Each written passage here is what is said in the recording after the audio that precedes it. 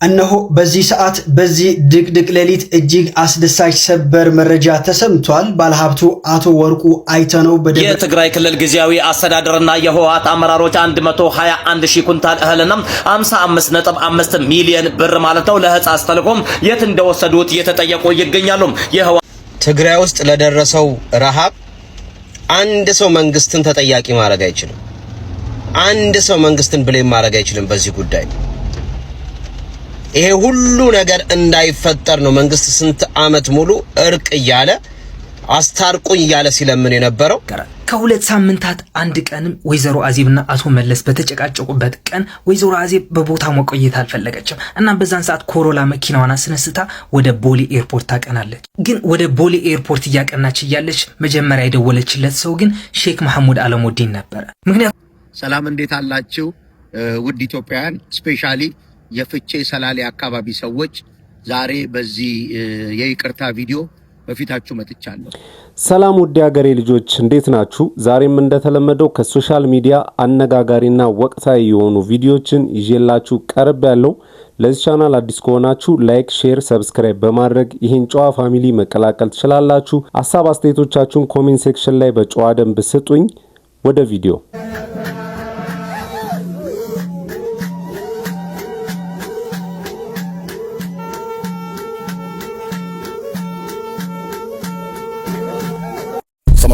Some of them, come on, jump on them and them a rock them. Some of them, come on, jump on them and them a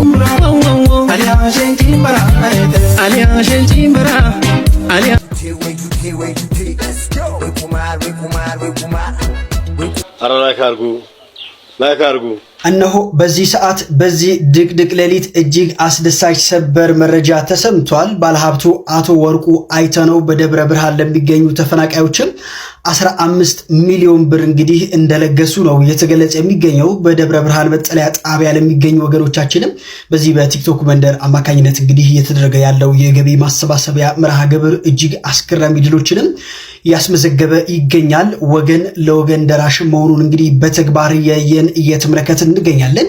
ታዋቂው ባለሀብት አቶ ወርቁ አይተነው ታዲያ ለዚህ በጎ ዓላማ የሚውል 15 ሚሊዮን ብር እንግዲህ በመለገስ የጀግንነት ስራ ሰርተዋል። በዚህም እጅግ በርካቶችም አቶ ወርቁ አይተነውን እያመሰገኗቸው ይገኛል። እናንተስ በዚህ ጉዳይ ምን ትላላችሁ?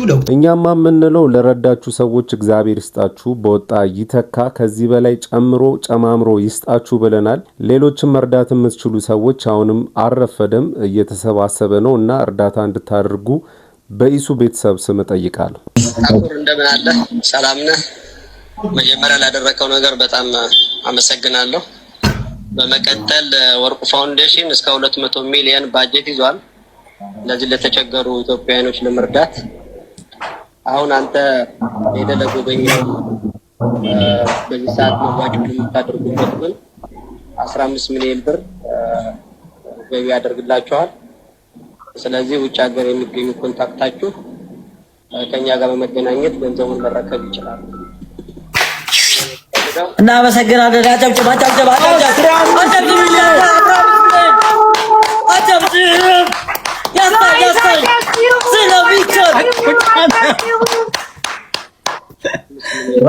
ወይኔ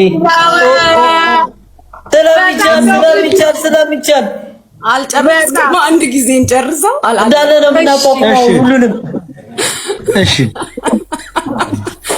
እሺ ያንተም ሰርፕራይዝ ስላለ አንድ ላይ እንስማው። እሺ ራሱ አሳቀኝ። ማን ነው?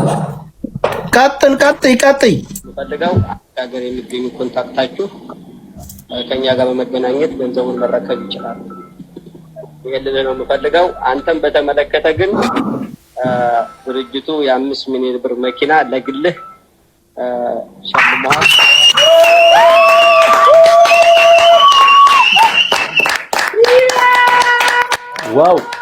ዋው ብለናል። በረከት ይደርብህ።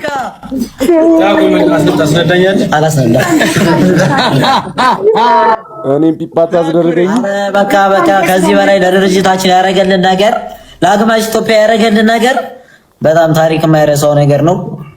አቋቁመን ነው ይሄን ነገር የምናሳየው። አቋቁመን ማህበረሰባችንን አቋቁመን ነው እናንተ የምናሳያችሁ። በጣም ነው የምናመሰግነው። ወዳይ እኔ ልቤ እየመታ ነው።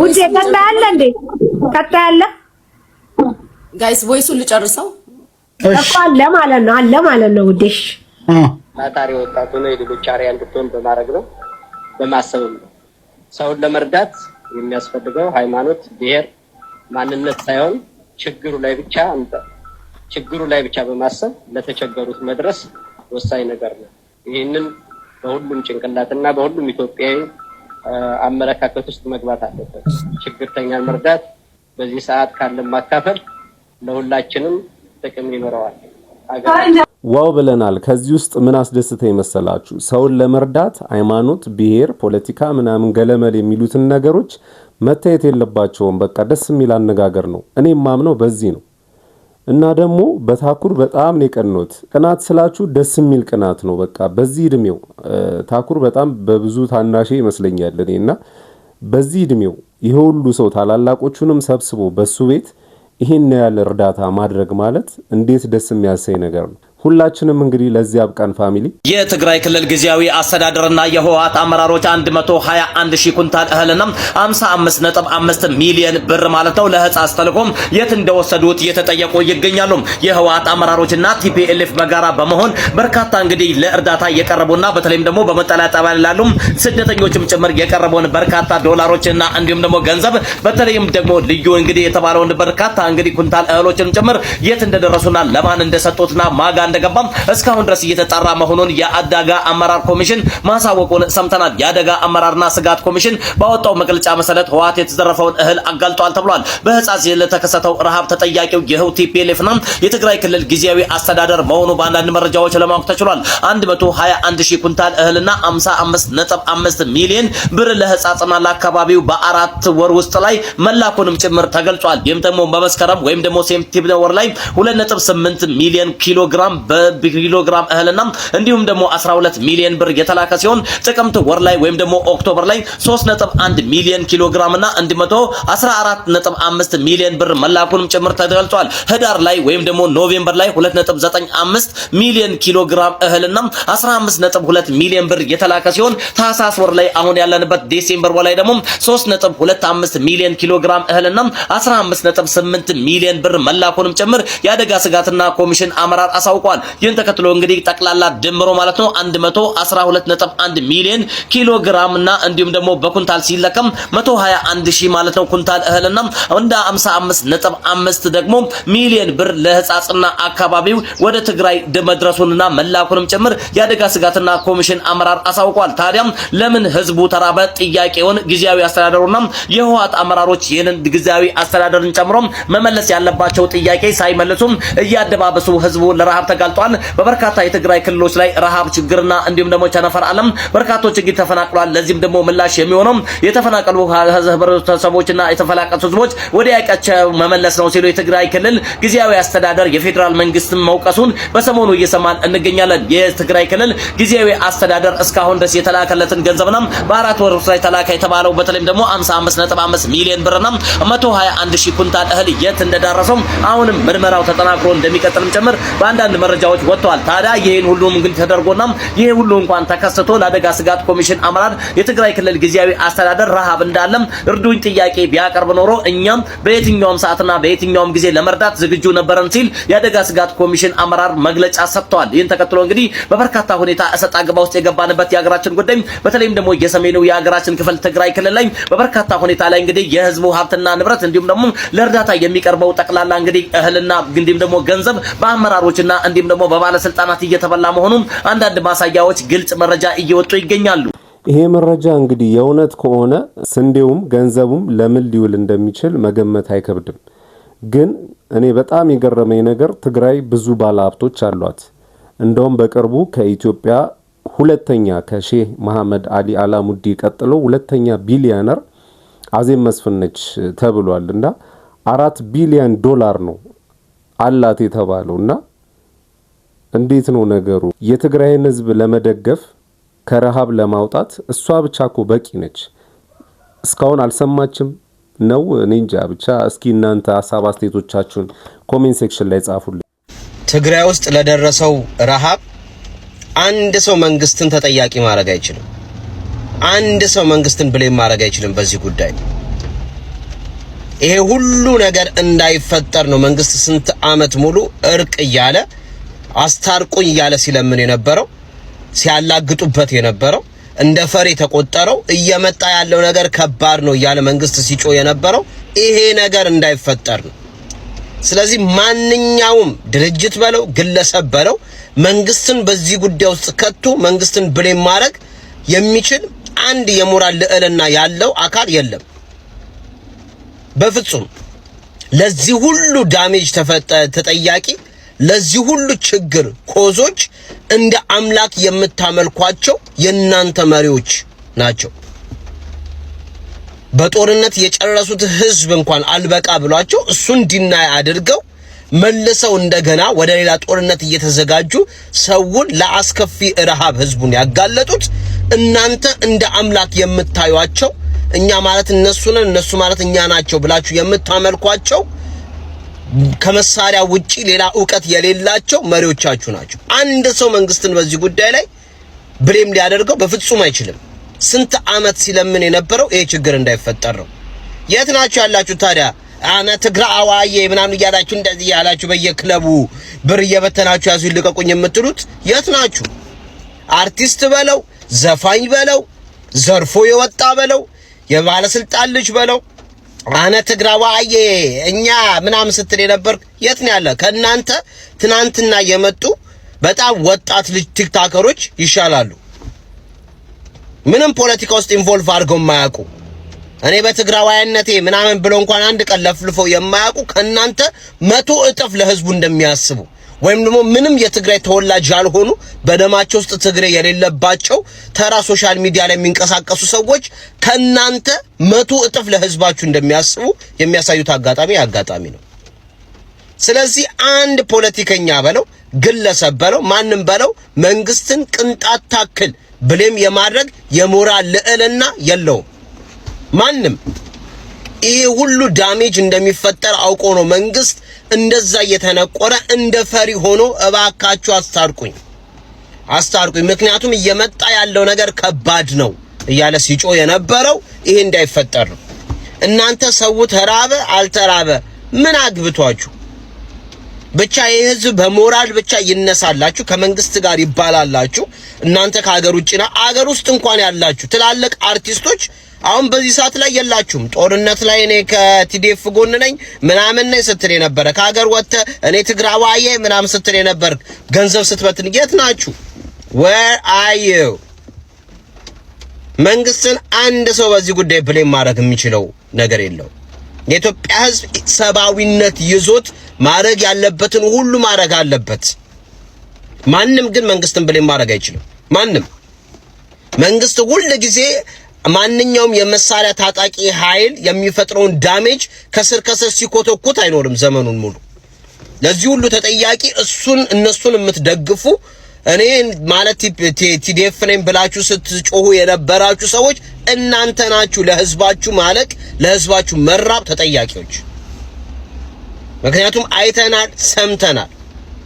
እስከ ቅርብ ጊዜ ለሁለተኛ ዙር ኮስቲል እስካሁን ድረስ ጦር ይዘው እየተንቀሳቀሱ ያሉ ኃይሎች ነው ያሏችሁ። ከተራበው ህዝብ የበለጠ ወንበር የሚያሳስባቸውና የሚያስጨንቃቸው መሪዎች ናቸው የኛ የምትሏቸው።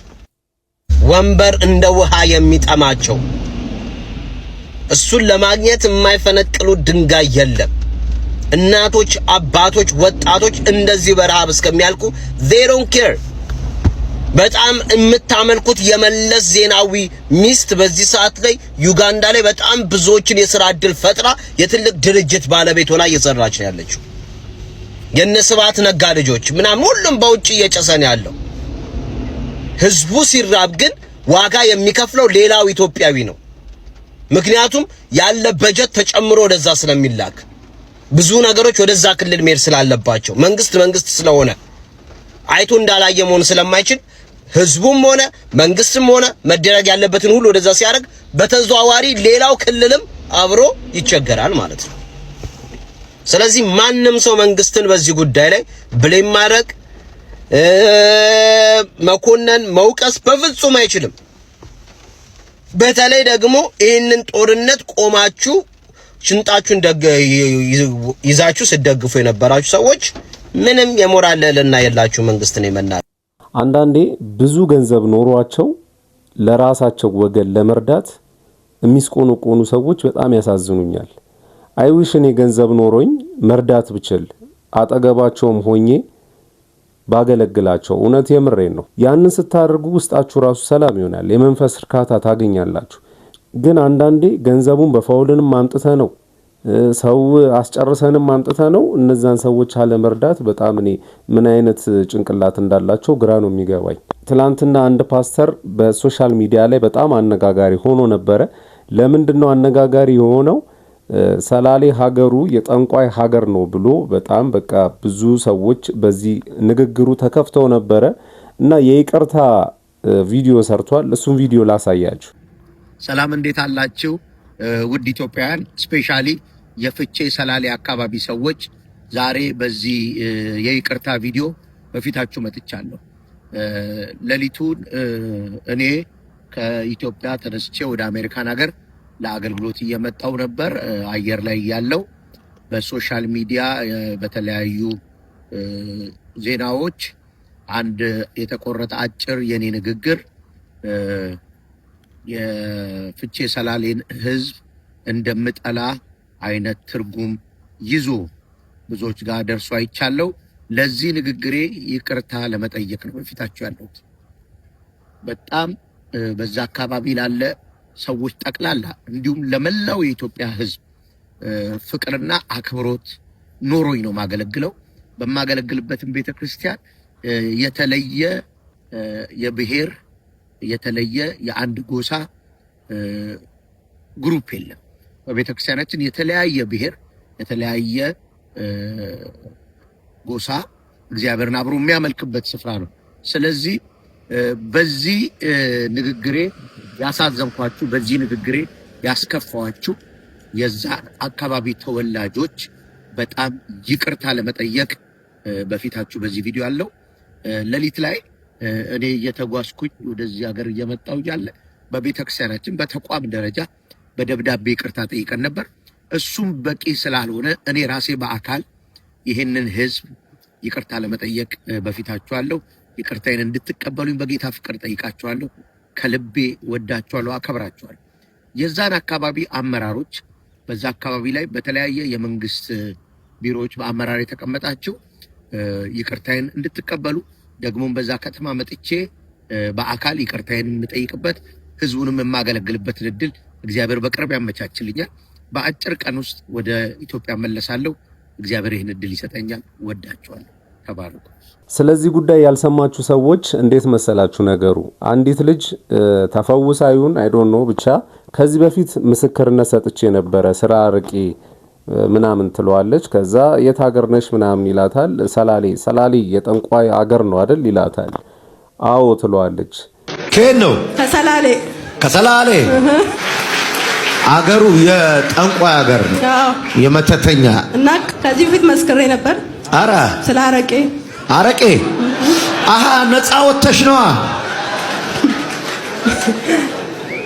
እንዴ? ፏ ብለሻላ ዛሬ። አይ ጌታዬ እወድሃለሁ። እና እዛ ፍቼ ራሱ ጂፒኤስ ብሎ ነው የሚጠሩኝ፣ ስሜ አይደለም። ጂፒኤስ ነው ስምሽ? እና በጌታ የሆኑት እንኳን እዛ ቢረዳሽ ይሉኛል፣ ያልሆኑት ደግሞ ምንኛ ጋር መዳን የለም ነበር እንደ ይሉኛል። ነይ ይሄንን ኪዳንና ኃይል እና ያቺ ሴትዮ ታስራለች። እኔ የሚገርመኝ በጣም ይቺ ሀገር ሴትዮዋ ታስራለች። ሰውየው ደግሞ ሌሊት ተነስቶ አሜሪካ ገብቷል። እኔ እንዴት እንደሆነ ብቻ አጋጣሚም ሊሆን ይችላል። ግን በዚህ ጊዜ በሃይማኖት ስር ቁማር የሚሰሩ ሰዎች በጣም በዝተዋል።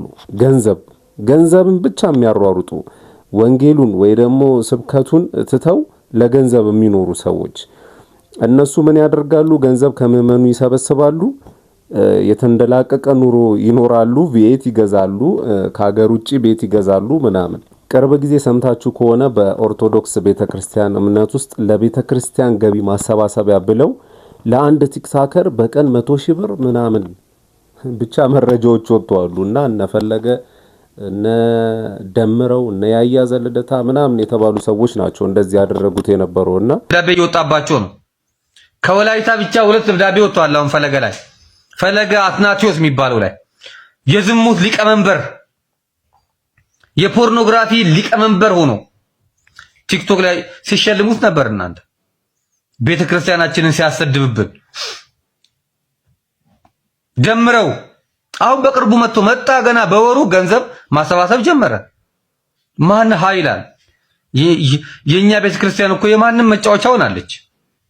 በጣም ልብ ይሰብራል። ይሄ በጣም ልቤን የሰበረው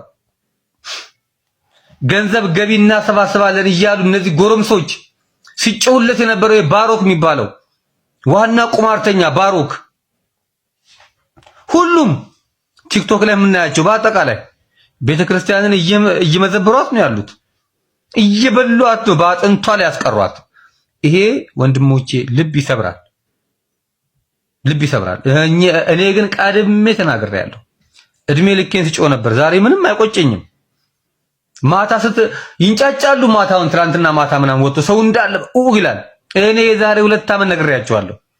እነዚህ ቁማርተኞች ከፕሮቴስታንት ወደኛ ቤተክርስቲያን የሚመጡ ሰዎች ይማሩ፣ መጀመሪያ ገዳም ለገዳም አይዙሩ ብለን ስንጮህ ነበር። ማን ይሰማናል? እኛ ማን ይሰማናል? ገፊ ነው የምንባለው። እግዚአብሔር መርዝ ያርግባችሁ። ደምረው ምናምን የምትባሉ ያያ የምትባሉ ፈለገማ ዋና ፈለገ የሚሰራው ስራ ቤተክርስቲያን ላይ የሚሰራው ስራ ለምን ያሉትን አባቶች ዝሙተኞች እያለ ሴት ደፈሩ እያለ ሚዲያ ላይ አውጥቶ ያልተፈጠረ ነገር ፈጥሮ ስማቸውን ሲያጠፋ ነበር። ማን ተናገረው? እግዚአብሔር ግን ያያል። እግዚአብሔር ግን ያያል። ባበላች ቤተክርስቲያን ባጠጣች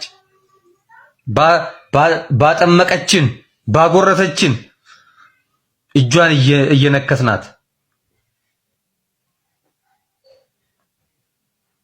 ያሳፍራል። ወንድ ልጅ ነኝ። ወንድ ልጅ ሚዲያ ላይ አላለቅስም እንጂ ውስጤ እንዴት እንደተሰበረ እኔና እግዚአብሔር ብቻ ነው የምናውቀው። በጣም ያሳፍራል፣ በጣም ያሳፍራል። ቤተክርስቲያን በአንበጣዎች ምን ብትበድል ነው ለነዚህ ልጆች እግዚአብሔር አሳልፎ የሰጠን? እነዚህ ቲክቶከሮች ቁማርተኞች ቤተክርስቲያን ምን ብታረግ ነው እላለሁ። ልብ ይሰብራል። እንዴት ነው ነገሩ ጋይስ? መጽሐፍ ቅዱስ ምን ይላል? ገንዘብ መውደድ የኃጢአት ስር መሰረት ነው ይላል አይደለ እንዴ? እንዴት ነው ታዲያ? አይምታታም? አይጋጭም? እዚች ጋር ይሰብኩና ገንዘብ አምጡ ይላሉ ምዕመኑን። ከዛ እነሱ የተንደላቀቀ ኑሮ ይኖራሉ። ገንዘቡን በአካውንታቸው ያጭቁታል። አይጋጭም? መቼ ነው ግን ህዝቡስ የሚነቃው? ቆይ በሐሰተኛ ነቢያቶች፣ በሐሰተኛ ቄሶች፣ በሐሰተኛ ሼዎች ሁሉም ሃይማኖት ውስጥ እኮ ነው የገባውና መቼ ነው የምንነቃው? ይሄ ከፖለቲካ ቁማር ውስጥ መቼ ነው የምንነቃው? ብቻ ፈጣሪ ማስተዋሉን ይስጠን። ከዚህ ቀጥሎ ማሳያችሁ ቪዲዮ አንድ የሳበኝ ታሪክ ቪዲዮ ነው። የቀድሞ ጠቅላይ ሚኒስተር መለስ ዜናዊ ሚስት አዜብ መስፍን ያደረገችው ነገር ነው። ከዚህ እስከ ዱባይ ያለው ነገር ነው። ያው እውነት ይሁን ውሸት አላቅም፣ ብቻ ግን የምታውቁ ሰዎች ፕሩፍ አድርጉልኝ። በሼህ አላሙዲ የግል ጀት ነው ከዚህ ድንገት ተነስታ ወደ ዱባይ እንደምትሄድ ተዝናንታ እንደምትመጣ ምን ያህል ብር እንደሰራች ምናምን የሚያወራ ታሪክ ነው። እዩትና ቪዲዮ ትክክል ከሆነ እናንተ አረጋግጡልኝ። ወደ ቪዲዮ እንሂድ። በ97 ዓመተ ምህረት ምርጫ ከመካሄዱ በፊት ጥቅምት ወር ላይ ወይዘሮ አዜብ መስፍን የት እንደገባች ሳይታወቅ ጠፋች ይባላል። በዛን ሰዓት ቤተ መንግስት ውስጥ በጣም ትልቅ ውዝግብ የተፈጠረበት ጊዜ ነበር። በሚስቱ መጥፋት ምክንያት የተጨናነቀው አቶ መለስ ዜናዊ ያልደወለለት ሰው አልነበረም። በዛን ጊዜ ነበረ ከ5 ቀን ውዝግብ በኋላ ወይዘሮ አዜብ መስፍን ራስዋ ደውላ ዱባይ ነኝ ያለሁት ያለችው። አሁን እዚህ ፓርት ላይ ልብ ብላችሁ እንድታደምጡ ይፈልጋለሁ። ወይዘሮ አዜብ መስፍን ዱባይ ሄዳ ለ5 ቀናት ያክል ድምጿ ያጠፋችበት ምክንያት ምንድን ነበረ? ማንጋስ ነበር ያረፈችው? 4 ቢሊዮን የአሜሪካን ዶላር ወርዝ እንዲኖራት ያደረገ ስትራቴጂስ ምንድን ነው?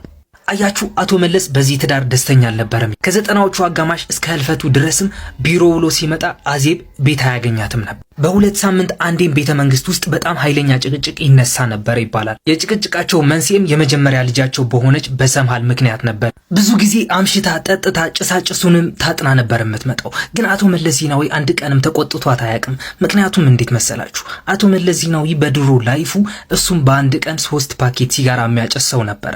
ግን አቶ መለስና ወይዘሮ አዜብ የሚያጨቃጭቃቸው የነበረው አርዕስትም ለልጆቹ ጊዜ አትሰጫቸውም በሚል ነበር።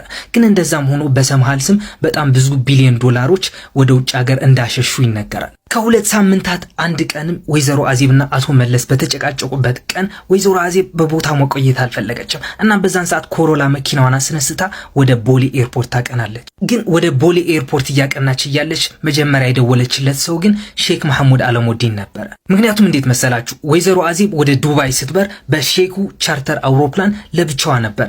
ዱባይ እንደደረሰችም በአቶ ኢያሱ በርሄ መኖሪያ ቤት ቪላ ውስጥ ነበር ያረፈችው። በዛን ሰዓት ደግሞ አቶ ኢያሱ በርሄ የመቀሌ ትንሹ አላሙዲ እየተባለ ነበር የሚጠራው። እንዴት እንደሆነ ልንገራችሁ።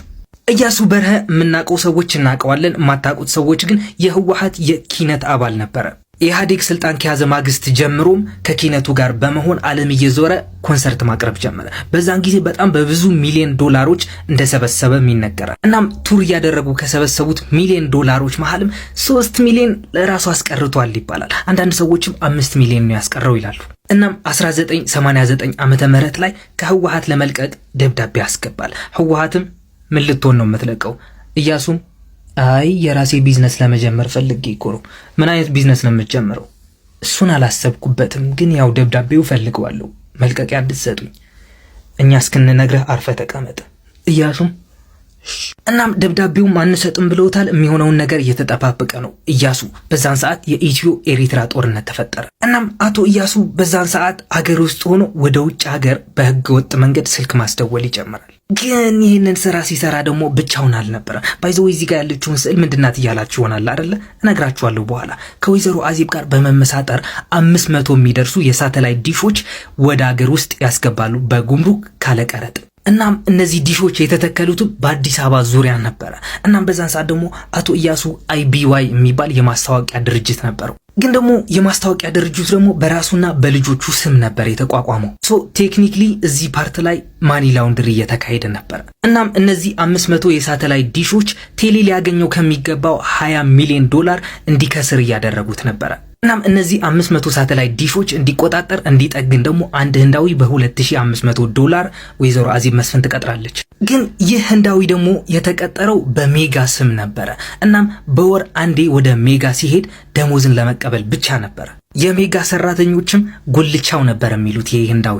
ብቻ ይህ ህንዳዊ ለ7 ዓመታት ያክል ብቻ ተንኮላቸው እስኪፈርስባቸው ድረስ ለ7 ዓመታት ያክል 210,000 ዶላር ከኢትዮጵያ እንደወሰደ ይነገራል። በዛ ላይም የግሉ ቤት ተሰጥቶት ነበረ፣ መኪናም ተሰጥቶት ነበረ፣ ነዳጅም በነፃ ነበር የሚቀዳው እንደዛ።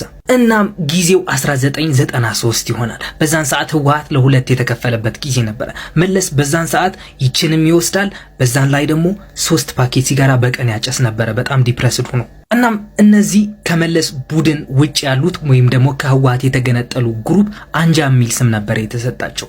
ግን በዛን ሰዓት የመለስ ቡድን ባሸነፈበት ጊዜ በሐውልቲ ሰማዕታት ማለት ደግሞ ሁላችንም የምናውቀው ሐውልቲ በሚባለው አዳራሽ ውስጥ አቶ ኢያሱ የሆነች ግጥም ይዞ ይቀርባል። ይቺ አቶ ኢያሱ ይዟት የቀረበችው ግጥም ግን ለነዛ አንጃ የተባሉ ግሩፖች በስድብ የምታጥረገርግ ነበረች። ለአቶ መለስ ዜናዊ ደግሞ ሰማይ ድረስ የምትሰቅል ነበረች። በዛን ሰዓት አቶ መለስ ዜናዊ በጣም ደስ ብሎት ኢያሱ ቢዝነስን ፈቅጄልሃለሁ፣ ከአሁን በኋላ መስራት ትችላለህ፣ ተመቻች በቃ ምናምን ይለዋል። እነዛ አንጃዎች ነበሩ እኮ ይቺ ቢዝነስሽን ከፍተሽ እንዳትሰሪ እንትን ይሆኑብሽ፣ ምቀኛ ይሆኑብሽ፣ ከአሁን በኋላ ግን መስራት ትችላለህ፣ ፈታበል ምናምን ይለዋል። ግን አቶ ኢያሱ ህገወጥ ስራውን ከጀመረው 4 ዓመት ወር 3 ዓመት ሆኖት ነበር በዛን ጊዜ። ምክንያቱም በ89 ነበር የጀመሩት።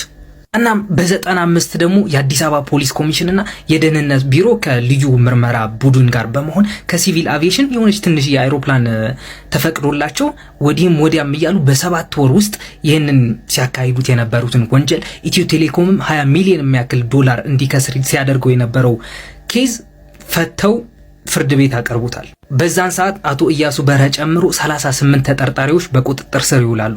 እናም የቴሌ ቦርድ ኃላፊ የነበሩት ሰውዬ ደግሞ መጥተው በቲቪ መግለጫ ይሰጣሉ። ይህ 20 ሚሊዮን ብር ሲያከስረን የነበረው ሰው በቁጥጥር ስር ውሏል ይላሉ። 20 ሚሊዮን ዶላር ብያችኋለሁ መሰለኝ ከተሳሳትኩኝ። ብቻ ግን 20 ሚሊዮን ብር ነበረ። እናም እነዚህ ሰዎች እንደሆኑ 38 ተጠርጣሪዎቹም ይፋ ያወጣሉ። ግን ከአንድ ሳምንት በኋላ ያልተጠበቀ ነገር ይከሰታል። ግን እኚህ የቴሌ ቦርድ ኃላፊ የነበሩት ሰውዬ ደግሞ ከሳምንት በኋላ መልሰው ወጥተው በቲቪ ሁለት ምላስ አላቸው የሚያስብል ነገር ተናገሩ ማለት ነው። ግን እሱ ነገር የተናገሩት በወይዘሮ አዜብ በደረሰባቸው ጫና ምክንያት ነበረ እና እንደዚህ አይነት ስህተት ያጋጥማል፣ በቃ ነገሩን እንትን እንለዋለን እናየዋለን በደንብ ምናምን ብለው እነዚህ ሰዎች እንደሚፈቱ ተስፋ እንዳላቸው አይነት አድርገው ይናገራሉ።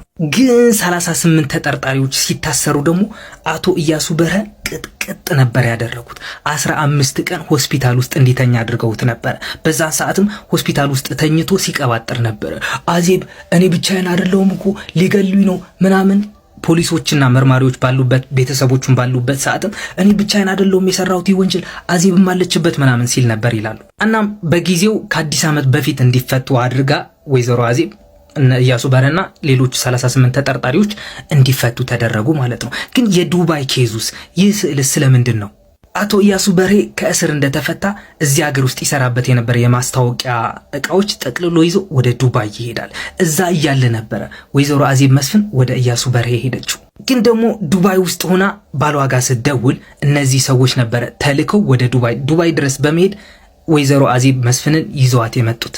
አፈሩን ገለባ ያደርግላቸው እነዚህ ሰዎች አቶ ስዩም መስፍን፣ አባይ ፀሐዬና አቶ ተክለወይኒ ነበሩ።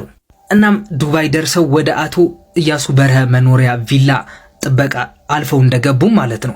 እዛ አቶ ኢያሱ በርሀ እና ወይዘሮ አዜብ መስፍን የሆነ ዊርድ የሆነ ነገር እየሰሩ እነዚህ ሶስት ሰዎች ይመለከታሉ። ጀስት ላይክ 50 ሼድስ ኦፍ ግሬይ ልበላችሁና አቶ ኢያሱ በርሀ ወይዘሮ አዜብ መስፍን በቀበቶ ሲመታት ይመለከታሉ። ግን ሶስቱም በጣም ግራ ገብቷቸው ስለነበረ ለምንድን ነው የሚመታት? ግን አዲስ አበባ እንደደረሱም ይቺ ኬዝ ሄደው ለአቶ መለስ ዜናዊ ሹክ ይሉታል። አቶ መለስ ዜናዊም ቀን ጠብቆ በ2002 ዓመተ ምህረት አቶ ኢያሱ በርሀ በአላማጣ የገቢ ማሰባሰቢያ መድረክ ላይ እየመራ እያለ በጣም ደክሞት ውሃ ስጡኝ ባለበት ሰዓት ለሱ ስፔሲፊክሊ የተዘጋጀች የተመረዘች ውሃ ነበረች። ተሰጠችው፣ ጠጣ፣ ሞተ ይባላል። አቶ ኢያሱ በርሀ የሞተበት ኬዝም በወይዘሮ አዜብ መስፍን እንደሆነ ይህ ያቀረብኩላችሁ ኢንፎርሜሽን ፕሮቫይድ ያደረገልኝ መጽሐፍ ይናገራል። ብቻ እስካሁን የለፈለፍኩትን ነገር ከተመቻችሁ ኦፍኮርስ ይመቻችኋል፣ ላይክ ማለት እንዳርሱ፣ ፕላስ ምልክቷንም ተጫኑልኝ።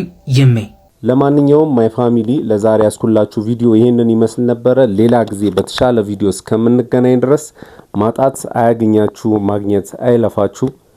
ሰላም ሁኑልኝ።